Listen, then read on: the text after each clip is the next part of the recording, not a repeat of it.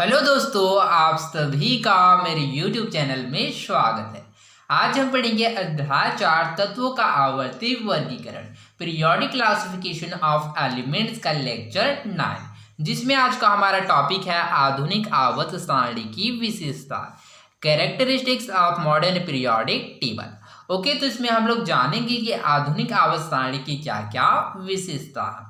Okay, तो इस topic में आगे बढ़ने से पहले चलिए सबसे पहले हम लोग आधुनिक आवर्त सारणी के द्वारा समझने का प्रयास करता है कि आखिरकार आधुनिक आवर्त सारणी की क्या क्या विशेषताएं हैं। ओके, जैसे कि यहाँ पर हम लोग देख सकते हैं आधुनिक आवर्त सारणी मॉडर्न पीरियोडिक टेबल।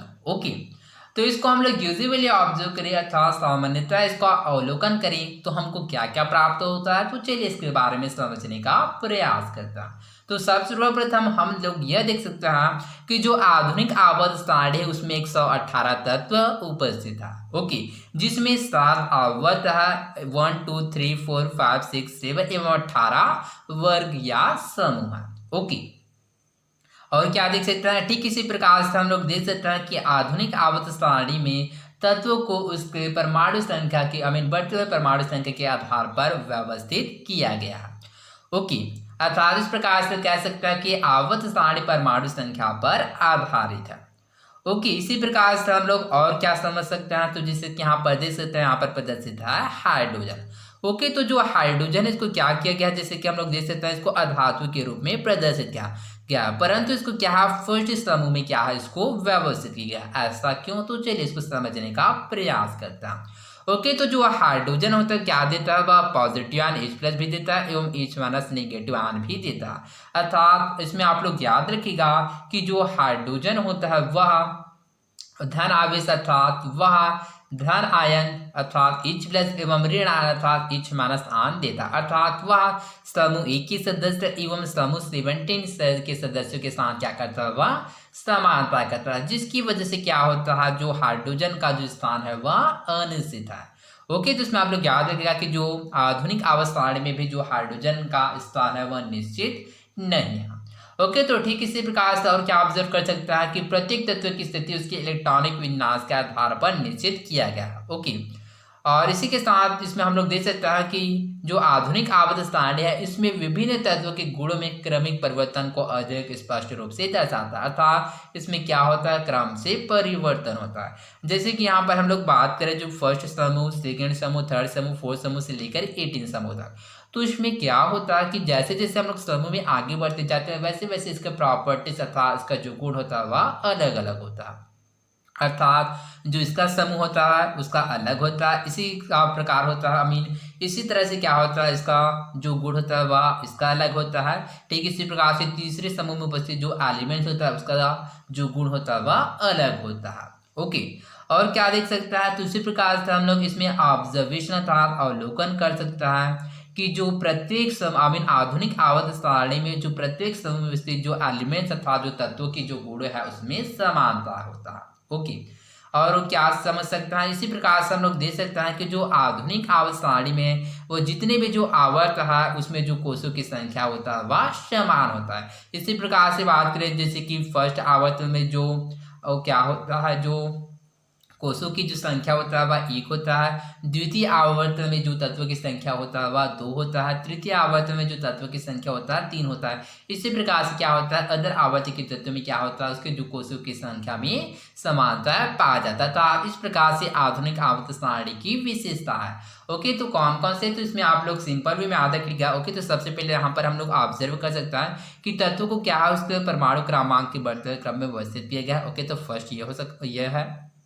दूसरा क्या है, आवर्त सारणी परमाणु संख्या पर आधारित है, 2 हो गया। तीसरा है क्या है कि आधुनिक आवर्त सारणी में क्या है, 7 आवर्त है एवं 18 समूह है, 3 हो गया। आधुनिक आवर्त सारणी में क्या हाइड्रोजन के स्थान अनिश्चित है, 4 हो गया। ठीक इसी प्रकार से आप लोग याद रखेगा कि जो आधुनिक आवर्त सारणी में विभिन्न तत्व के गुण में क्रमिक परिवर्तन को अधिक स्पष्ट रूप से दर्शाता है। ये 5 हो गया।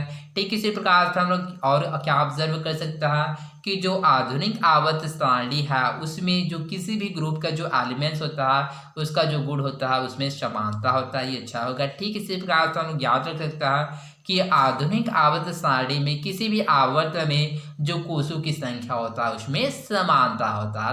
तो इस प्रकार से हम लोगों ने इसका 7 विशेषता था, 7 कैरेक्टरिस्टिक्स को ज्ञात किया। ओके, तो आई होप आप लोगों को समझ आया होगा। तो चलिए आगे बढ़ते हैं। आधुनिक आवर्त सारणी की विशेषता, characteristics of modern periodic table.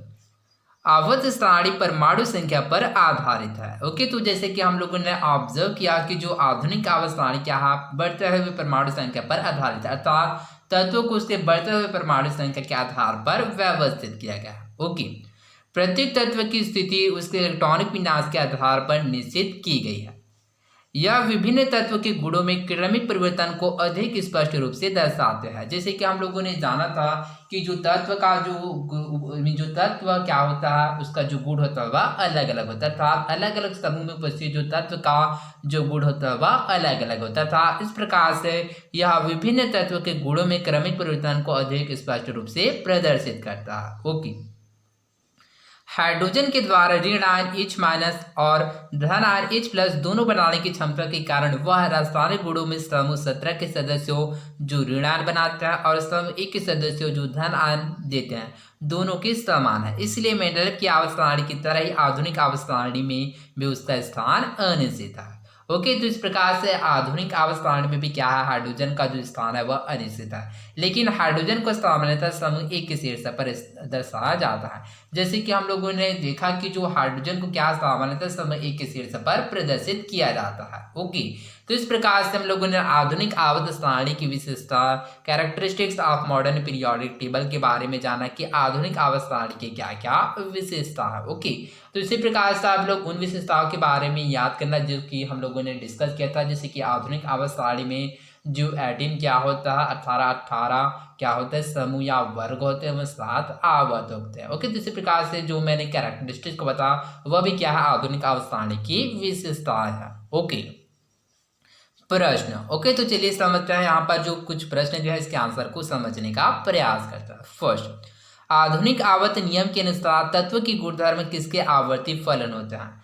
Okay, तो जैसे कि हम लोगों ने पढ़ा है कि आधुनिक आवर्त नियम के अनुसार तत्व के जो गुणधर्म परमाणु संख्या के आवर्ती फलन होता है। ओके, दूसरा, दूसरे आवर्त में तत्वों की संख्या कितनी होगी।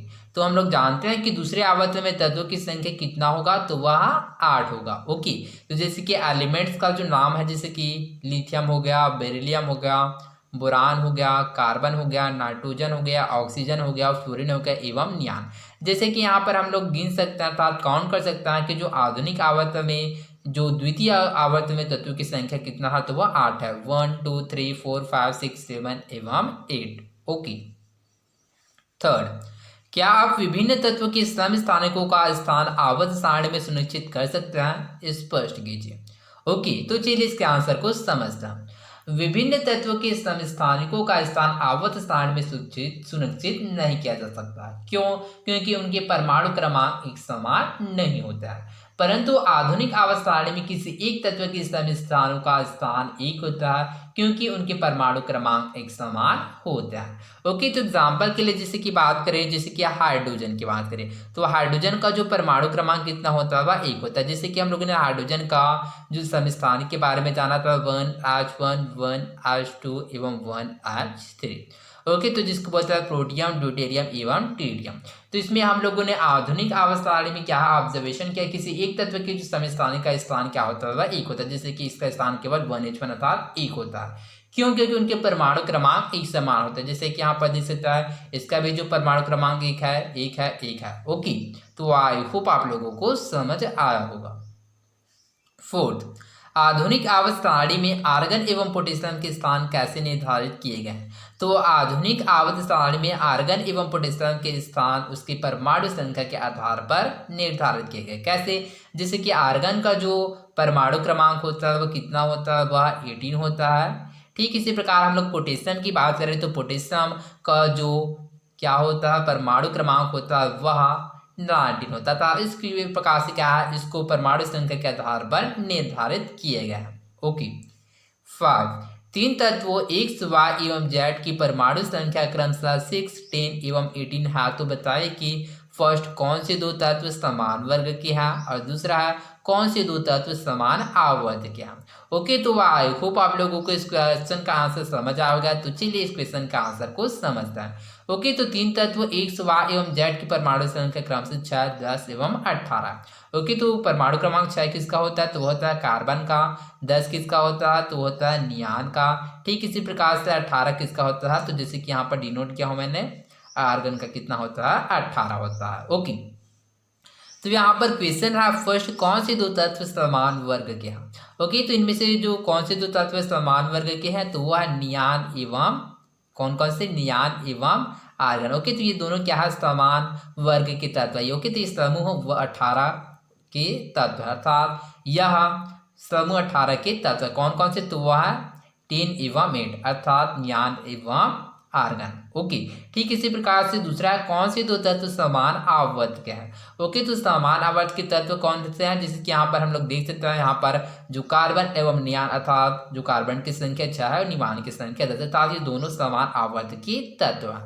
ओके तो आई होप आप लोगों को समझ आएगा।